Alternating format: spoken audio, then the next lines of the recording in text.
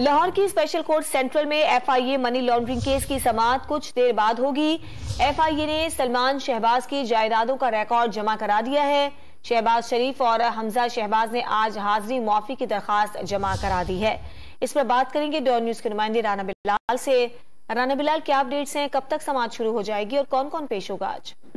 जी देखें, FIA money laundering case की अब से कुछ देर बाद समाअत शुरू होगी और आज वज़ीर आज़म शहबाज शरीफ और हमजा शहबाज अदालत के रूबरू पेश नहीं होंगे और उनकी जानिब से आज अदालत में हाजिरी माफी की दरखास्त जमा करवा दी गई है।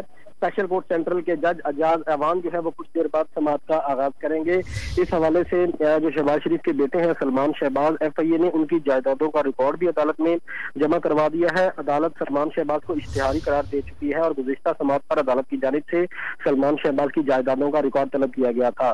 तो एफआईए की जानिब से अदालती हुक्म पर सलमान शहबाज की जायदादों का रिकॉर्ड अदालत में जमा करवा दिया गया है। दूसरी जानिब शहबाज शरीफ और हमजा शहबाज आज अदालत में पेश नहीं हो रहे और उनकी जानिब से हाजिरी माफी की दरखास्त भी अदालत में दायर कर दी गई है।